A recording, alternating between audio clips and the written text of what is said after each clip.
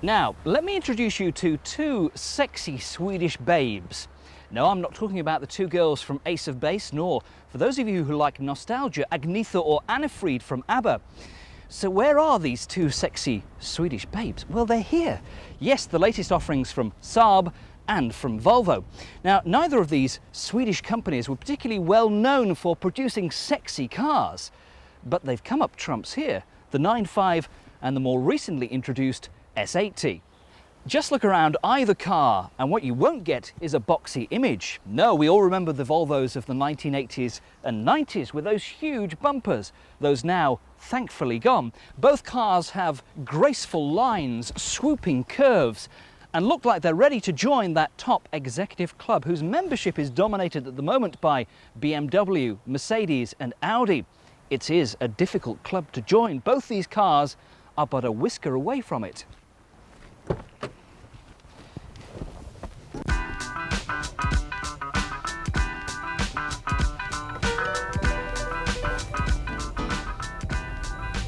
Now, the Saab rather surprisingly has the more chunkier styling than the Volvo. It also has some unique trademarks like the centrally mounted key switch. Of course, they still use turbocharged engines. The Saab is somewhat different from other executive cars. It's almost one out on its own. They also still have this great cockpit design, which they push a lot in their television adverts. You can put a pilot in here, they say, and they wouldn't feel out of place. Everything is neat, close at hand and easy to use, the radio, the air conditioning controls.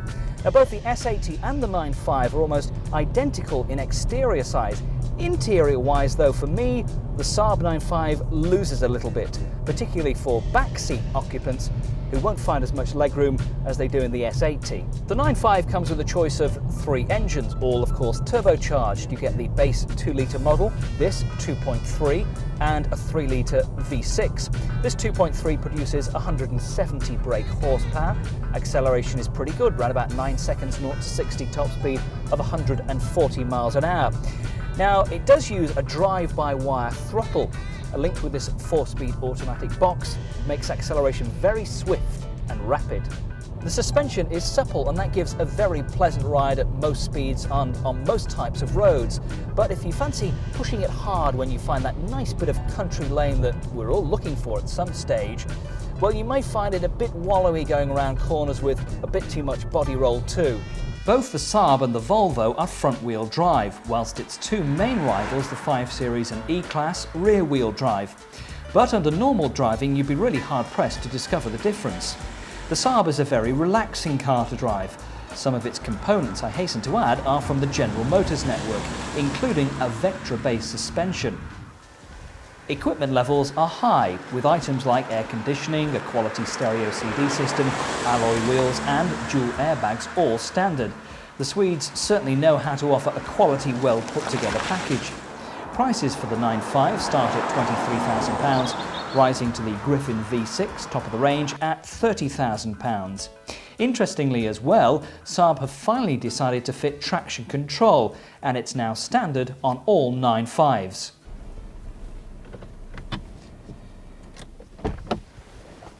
So the 9.5 really impresses quite a lot. One advantage as well, if you need that load carrying capacity, is you can have a 9.5 estate. You can't have an estate at the moment, unfortunately, with the Volvo S80, but does it drive as well as the Saab?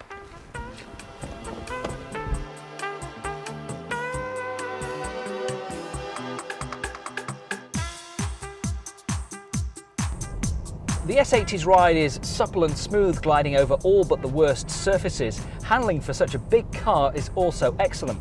This is a 2.4-litre engine in this particular model, 170 brake horsepower. It's rather dull at low speeds, but rev it hard, open it up and push it right the way round to the red line, and you can find yourself having a great deal of fun and making very rapid progress.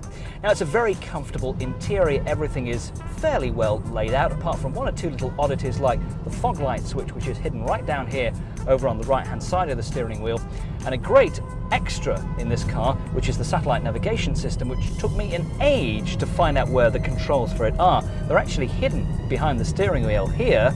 Once you've found them though, they're easy to use. The seating position in the S80 gives you an amazingly wide range of options. There are two controls down on the side of the seat for tilt and forward positions, which takes you a while to actually get into just the right position, but once it's there, it's a lovely cosseting feel. The dashboard as well on the S80 reminds me very much of the 5 Series. That swooping curve there, particularly around the passenger area, is straight out of the 5 Series, surely. You get a few different engines to choose from in the S80. There's a 2.4 140 brake horsepower, which for me would be very underpowered for this size of car. There's also a turbo diesel 2.5 engine, and if you want something really fast, well, the one to go for is the 2.8 T6, which will set you back about £37,000. But boy, would it be worth it for all that speed and all that power. It is a fast machine. One interesting thing that Volvo have also decided not to do is come up with what we always know Volvo for, a large estate. There are no plans, so we're told at the moment, for an estate version of the S80. Saab do one for the 9.5, so surely it's bound to come for the S80. You would certainly think so. Despite the enormous popularity of Volvos over the years, you can't really imagine the S80 being actually designed by Volvo, but of course it has, and it's an important car for them. There's always been a big Volvo. Unfortunately, at the moment, there's no estate, but we'll see. Volvo's design director, Brit Peter Horbury, and his team are responsible for the great style of cars like the S80 and the C70 coupes. The S80 takes its cues from a concept car shown in Paris back in 1992. The brakes are excellent, with discs all round and reinforced with anti-locking and electronic brake distribution. If you're a Volvo fan, you'll certainly like the S80, but it's perhaps difficult to imagine a user chooser, as they're now called, people with their own budget who can choose their own company car, perhaps spending £25,000 to £30,000, picking an S80 over, say, a 5 Series or a Mercedes E-Class. If I were to take off all the badges from both of these cars and ask you to recognise them, you'd probably spot the 9.5 as being a Saab. Whether you'd spot the S80 as being a Volvo, I'm not so sure, which is testimony to the way that Volvo have come on leaps and bounds. Now, both of these vehicles are worthy enough to join that exclusive club in the executive sector currently dominated by the Germans. The S80 is more a cruiser. It's well built, but in my opinion let down by its driving dynamics. The Saab feels more sure-footed on the road, it handles better, it's more responsive, and has a slightly better interior. So if I had to choose between the two, which is a difficult choice, the 9.5 would be my choice, but only just.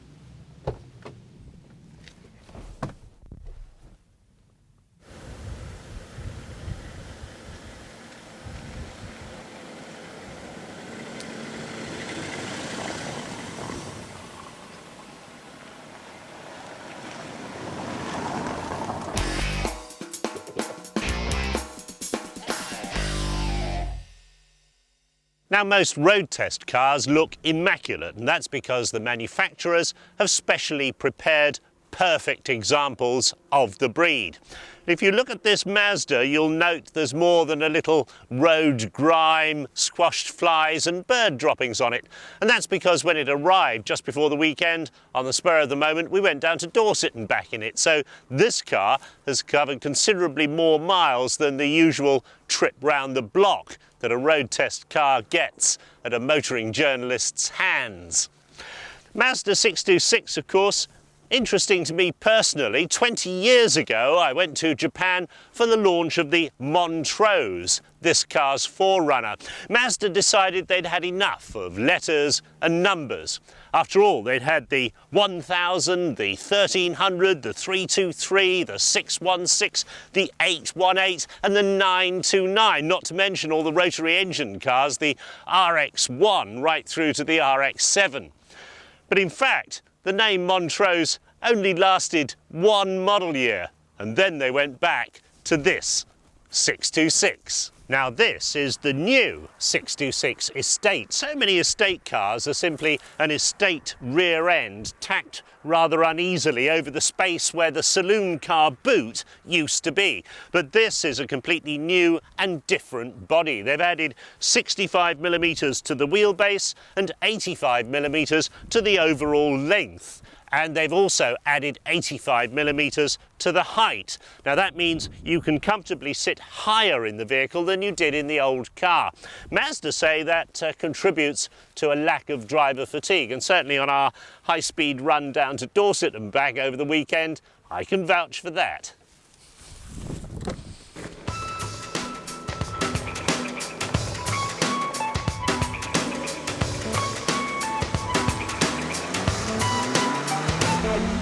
In the first place, it's very easy to drive. All the controls are light and the switches are precise, and they feel right, something the Japanese are so good at. Quite willing performance from the 2-litre engine, develops 136 brake horsepower. That's good for 0 to 60 in around 10 seconds and onto a maximum of 125 miles an hour, so you're not going to be left behind by much. Road holding and handling, nothing wrong with that, totally predictable. Nothing much to shout about though. It does get upset on uneven surfaces, but the ride overall is pretty good. And the power steering is rev sensitive, so it's very light at parking speeds and then stiffens up as the speed rises. And they've given the car big powerful brakes with good ABS.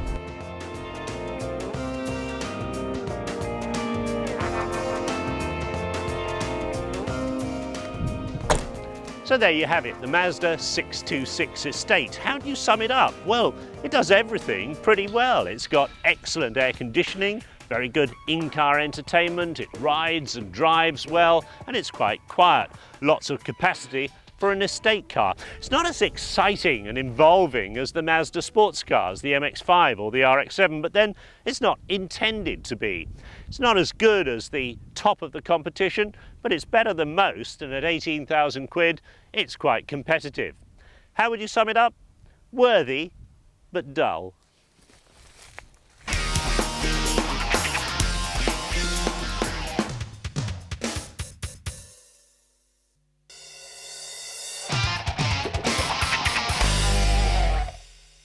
Some months ago, Ginny Buckley drove the prototype Noble M10.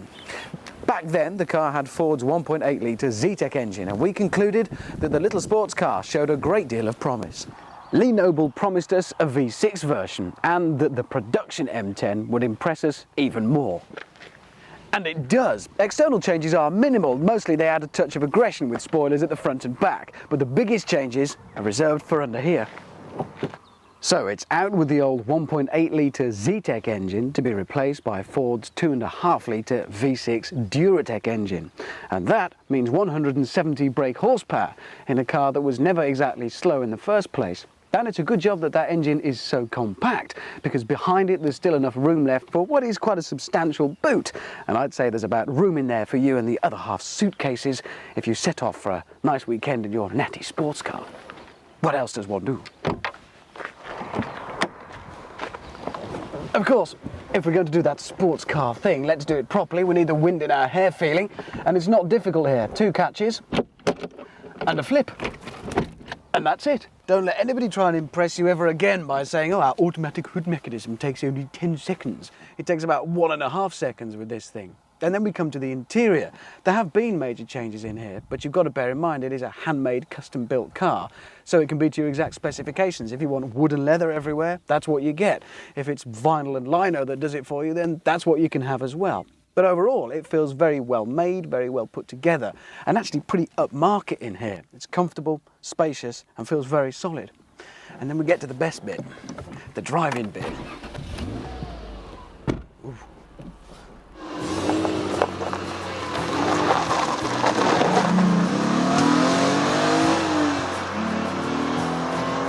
Pull away, and the first impression is that it feels quite docile. The clutch is actually quite light and feels really, if anything, rather pedestrian.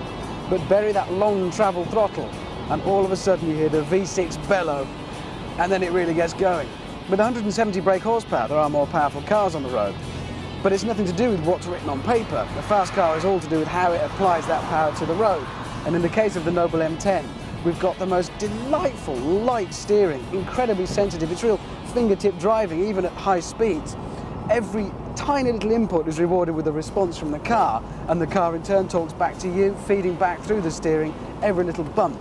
You've then got the joy, of course, of it having that mid-engine balance and rear-wheel drive configuration, which means you can absolutely balance it on the throttle through even the tightest of corners. This car is enormous fun to drive at silly speeds. The likes of Lotus had really better watch out.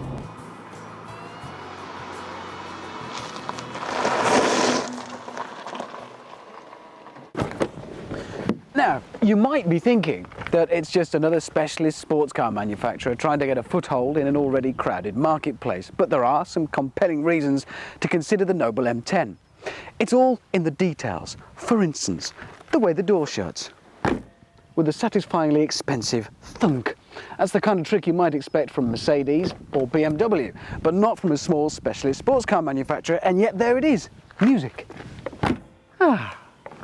And so the price, well, it'll set you back around about £34,000, which puts the M10 into very much Porsche Boxster territory. Having said that, with an anticipated annual production rate of between 50 to 100 M10s, you'll be guaranteed the kind of exclusivity that Porsche owners can really only dream about. And the M10 is more than practical enough to be used every day, which was Lee Noble's original brief to himself.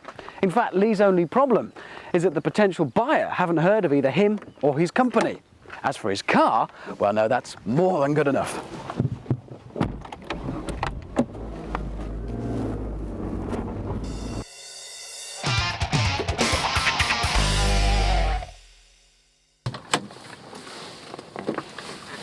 They say that men like fast cars and fast women, but do guys who buy these supercars like this Ferrari actually want to drive them? Or do they just want to attract the girls?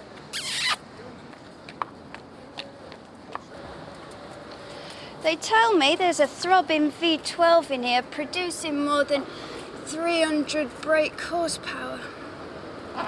And a paddle shift on the steering column so you can pretend to be in Formula One. Personally, I find all this mechanical stuff a bit boring. Don't mind tightening a few nuts up though. Besides, why should men have all the fun? Who made the rule that this is a man's car? I sent one of my boys out onto the streets with a picture of my flash car to see what people think. Do they think this was a man's or a lady's car? So we then shown them these photos to see if they could spot the Ferrari owner.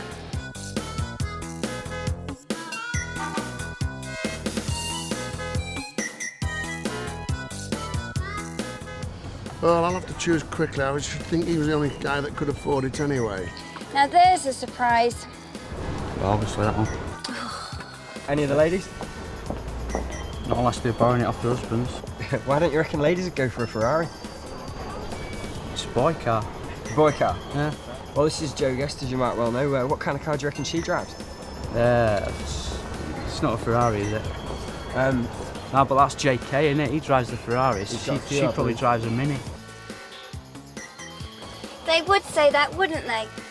Which one of those people would you associate with the car there? Him. Him? Yeah. Can I ask why? Because he just looks like he's got the money to have a car like that. Actually, a man with a big shiny helmet does it for me. And I like something throbbing between my legs.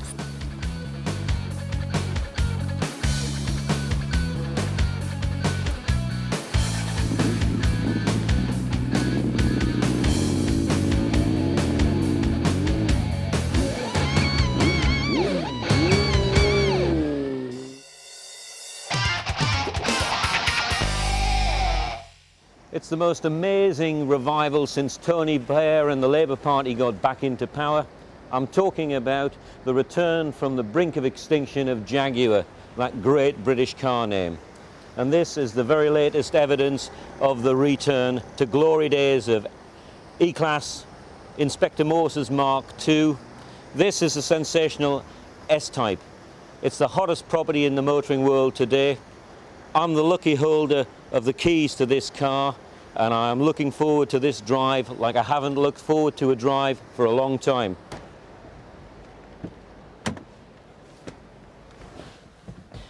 This is the car that is putting the fear of the god up the German luxury car market at the moment, and you can understand why. You just got to look at it from the outside, and you get inside, it's pure class. This car, if it drives as well as it looks, is going to be a monstrous winner.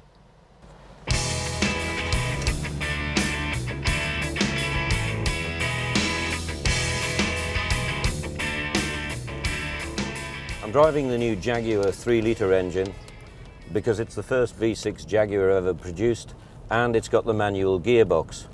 Manuals were not a strong Jaguar point in the past. The other engine is the superb 4-litre V8 that's already got wide acclaim in the XK8 and the XJ. That in this car makes it a tremendously smooth motor. But I have to say that for me, the automatic is still the best Jaguar to have. The manual gearbox will appeal to the sporty drivers who like the involvement of changing gear a lot, but for me, Jaguar with this engine as well, automatic would be the one for me. Start and put the Jag through its paces, get it on some twisty winding roads and push it hard, and the handling does everything you'd expect. It really does hug the road well. It copes well with any type of sort of deviation in the road surface. This is a Jag that can be hustled. Pricing's also pretty competitive. You get a starting price with the 3-litre at 28,600, and you go up to a top of the range 37,600 for the 4-litre SE. The big thing about the S-Type is that it's going to lead an all-new generation of Jaguar cars, which is going to see Jaguar triple its production from 50,000 to over 300,000 in the year 2002, 2003, which is unbelievable a few years ago. And that's going to mean one thing: serious problems for the German boys. BMW, Audi, Mercedes, they're all going to lose sales to Jaguar.